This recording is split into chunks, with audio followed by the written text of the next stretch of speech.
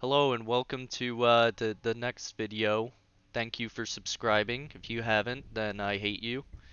Just kidding, I love you. Please subscribe. Uh, Today we'll be covering the history, an accurate portrayal of the history of the BFG. Now we can get started immediately with when it was created. So the BFG was created around 2000. What was that? This man is okay. Anyway, this gun was created around 2000 BCE, and it was created by Neanderthals who thought they could do better than a pointy stick. So, some Neanderthal named Boris von BFG created the BFG, and he thought, well, you know, pointy rock going fast is better than pointy rock going slow. And he was quite right. The pointy rock going fast was very effective during that time period. However, it kind of fell out of vogue for a while because of you know, history. Time passes. We have better weapons. A lot of people were focusing more so on like melee weapons, swords and such. Bronze Age comes around and all that. But you can be sure to see this in accurate history textbooks. Some history textbooks won't cover it at all because they, you know, they wanna forget that it ever existed, which is, you know, a good thing to think because it's a disgusting weapon. Anyhow, this gun, not a whole lot's talked about, but it made its way around the world. About every part of the world has had the BFG in its arsenal at some point in time. It was especially effective during the American Revolution in 1776. Now, the British military were using the Brown Bess rifle, which sucked because it was a muzzle loader. It took a really long time to load and reload, obviously, and it was just bad. But the Americans, we were smart. We were thrifty. We were frugal. We were intelligent. We were the best country in the world, even though we weren't a country at the time. And we decided to look into our old history textbooks, and we found this thing, which can shoot a lot faster than a muzzleloader. And we implemented guerrilla tactics against the British standard like line infantry, which was effective against slaughtering natives, but not so effective against slaughtering the most intelligent people on planet Earth. So we utilized this gun due to its much faster fire rate and higher muzzle velocity, as well as you know, better damage, better everything. And during that time period, it was very effective, and it probably helped us win the war to a significant extent over the British Brown Besses. However, that doesn't excuse anybody who uses it in Phantom Forces because it is gross and disgusting. Anyhow, 1791 rolls around, and the French are inspired by the American Revolution, and they have their own revolution, and they were sure to implement this as well, primarily as like a wall buster type of thing, like how it was used in medieval times. It could be used from emplacements on castle walls, or used to try to chip away at emplacements like pillboxes or stone walls or whatever they have at the time. And it was effective. It helped them win their revolution. Overall, pretty good gun for the time period. So good, in fact, that it inspired the British to develop their own single-shot rifle called the Martini Henry, which sucked because it was British, but it killed a lot of Zulus. So can't discount them for that. They're good at killing natives. Past 1791. You get a period of somewhat tranquility until Napoleon Bonaparte comes around, and the War of 1812 happens, and everybody kind of forgot about this gun. Honestly, everybody wanted to forget about this gun, so it didn't really appear there, outside of, if you've heard the 1812 overture, you might think that there are cannons being fired, but it's not cannons, it's BFGs. And by the War of 1812, I don't mean the War of 1812. I mean the war that was happening during 1812 in Europe. I don't think I specified that because there was an American War of 1812. I just forget the name of the other one.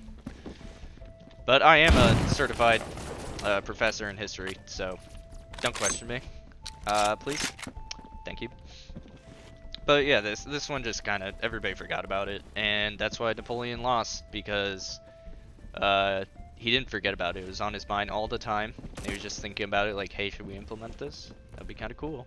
But he never did, and we'll never know what would have happened. So the treaty of, whatever the treaty was, happened in Versailles, I think.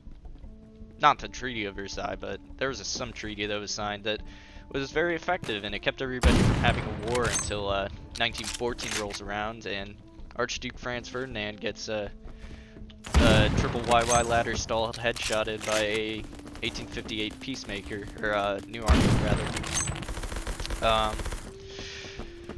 And then the whole world gets angry at each other, and they all go to war. And this thing was implemented as an artillery piece for the British, because, as you might not know, the first battle of the Marne, the Germans had the mine vote for 1914, but the British and the French hadn't developed any artillery because they thought, after the invention of smokeless powder, that warfare would be just taken at a very long range, so they didn't even consider artillery. So they were out using black powder artillery pieces, as well as BFGs, because that's all they could get their hands on until they replaced it with, you know, something better, much like in 1858. But for a short period of time, the BFG was used as an artillery piece during World War I. But after everybody started getting their arsenals up, maybe a little bit of use in Russia, because Russia was short on supplies during that war. It wasn't really used. It wasn't really looked at. Interwar period, everybody's looking at submachine guns besides England's, and BFG just not thought about. They're getting better anti-tank rifles that can chamber this round or even bigger rounds, like the Swiss Solothurn or the British Boys anti-tank rifle. Nobody really thinks about it because there's much better options. Maybe in World War I it might have been used to destroy some of the German tanks. That's why you don't hear a lot about them. There are only about 30 of them made, and a lot of them were probably taken out by BFGs, because anti-tank rifles weren't a big thought for the Allies, because they were the primary ones producing the tanks. We were the primary ones producing the tanks. The Germans fell behind in tank production. They didn't really see it coming when the tanks did come rolling around. But on the Allied side, only a few BFGs were needed, so they might have been used. But yeah, past the interwar period, everybody has their own anti-tank rifle that's much better than the BFG. And in World War II, you might know that the Germans during the end of the war were implementing any methods they could, because they were running out of guns, they were running out of ammunition, and they were very desperate. So they started giving these to kids and old people back when they were losing the war significantly and the Americans were pushing them to Berlin. But as they got closer to Berlin, they were running out of troops, they were running out of guns, they were running out of ammunition, so they started giving like kids and old people BFGs to try to take out tanks. Outside of the Germans using the BFG, it didn't see a whole lot of use in World War II. Maybe artillery by the Germans again, late war. But it was replaced by better weaponry all around.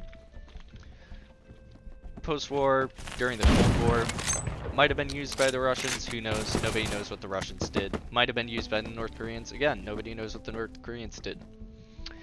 But what we do know is post-war, post the Cold War, after we won, because we're the greatest country on earth and nobody can compare, and we defeated communism, the BFG started to reappear. Conflicts in the Middle East due to the very poor sectioning of formerly British-owned territories that caused a lot of religious conflict, led to a lot of conflicts within these religious groups because of the borders that had been created for them. Because of these the borders that had been created for them, there were a lot of religious and you know cultural groups that were clashing, and they had to choose between AK-47s and not a whole lot else, but they did. Um, through old arsenals, they had some BFGs to utilize.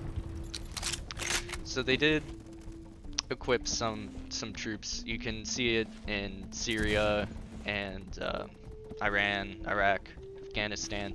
You can see a few BFGs being used. Not a whole lot of photos of them because most people are ashamed of having to use this gun, as you should be, while using it in Phantom Forces.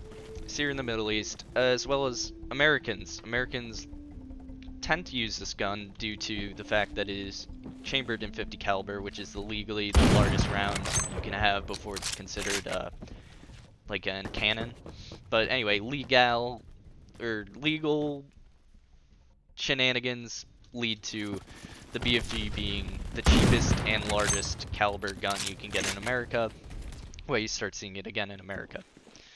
I think that's about the whole history of the BFG.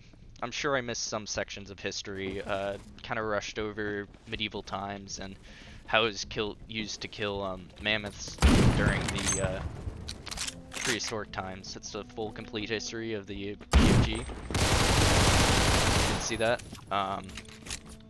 Anyhow, in accordance with Phantom Forces, don't use it. You're gross and stinky if you do, especially as a sniper.